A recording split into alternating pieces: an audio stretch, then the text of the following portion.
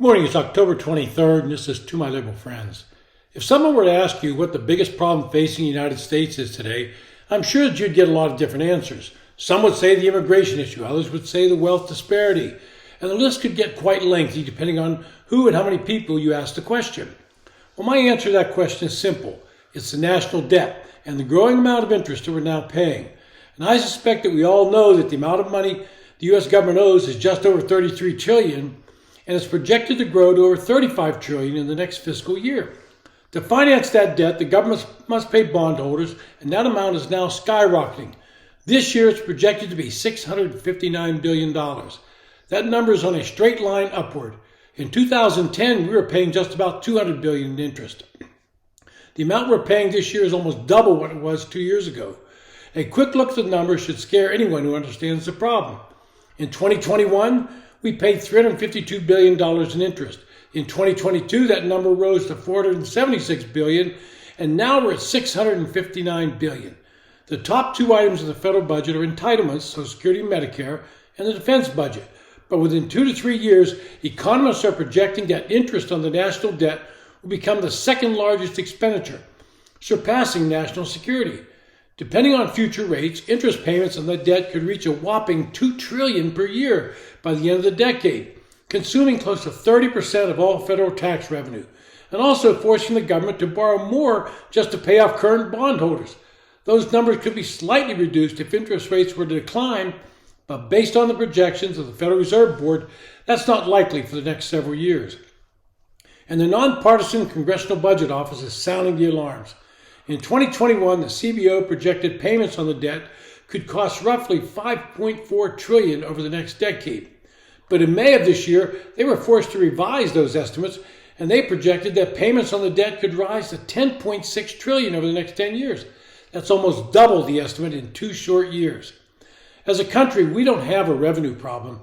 We've seen revenue increase, particularly between 2020 and 22. But the problem, the spending has outpaced that increase in revenue, resulting in record deficits. We had a small dip in 2023, but spending kept right on going higher and higher. The expectation is that we will spend $6.1 trillion in FY23. Now, the general population in the United States gets nothing from these payments of interest. There's no program for roads, for education, for health care, for national security, for child development, etc. This is money that just goes out of the government coffers, and there's no program that it's funding. And I'm not going to blame one party for this massive debt that we've accumulated. When Donald Trump was president, he spent like there was no tomorrow, and his followers in Congress went along with his spending spree. I have to assume that he was using his business experience, where if you go too far over your head financially, you just declare bankruptcy and start over. But that does not work in the government. Now, for all you listening that think Trump was the greatest president ever, and he did do some good things, you should look at the deficits he ran up while president with the help of Congress, and now you're all paying for it. Rather than just say he spent like a drunken sailor, here are the numbers. On January 19, 2017, the day Donald Trump was inaugurated, the national debt was just under $20 trillion.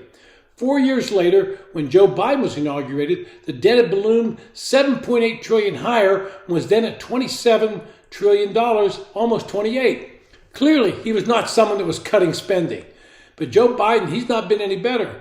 Halfway through his presidency, the debt has risen another $4.7 trillion, and today it has gone higher and exceeds $33 trillion. His spending, as I said, will raise the number to $35 trillion by the end of this fiscal year. And I've said it's difficult to blame one party over the other for the spiraling debt.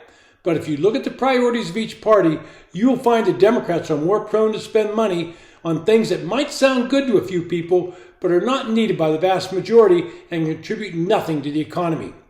A clear example of that program that started out with some beneficial points is the child tax credit. Democrats have wanted to continually expand that tax credit. The current CTC provides up to $2,000 per child, phasing in when earned income exceeds $2,500 and then phasing out when income exceeds $400,000. Now think about that for a moment. A couple earning up to $400,000 gets the tax credit of $2,000 for each child. And remember, a tax credit is not a tax deduction. It's a reduction in your real tax bill by $2,000 per child. And I'm sorry, but someone making that kind of money does not need and does not deserve a tax deduction for their children. But Democrats were insistent on putting this in place.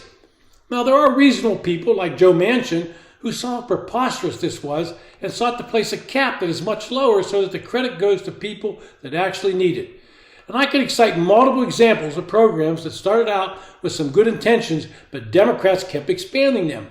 In the debt ceiling agreement reached this spring, Republicans insisted on a requirement that people between the age of 50 and 54 have some kind of work requirement to receive supplemental nutrition assistance programs, SNAP. Those are food stamps. Liberals and Democrats screamed that this might take away benefits from people. Imagine requiring someone to actually work to get benefits. There are some exclusions for those with dependent children and are handicapped, might not be able to work, but otherwise everybody else is going to have to work. My point in all of this, we have to quit spending and bring some sanity to our fiscal budgets. We cannot continue to have massive deficits because the interest on the debt keeps growing, and eventually it'll strangle the budget. It's been To My Liberal Friends. If you like the podcast, hit the subscribe button, and I appreciate your listening.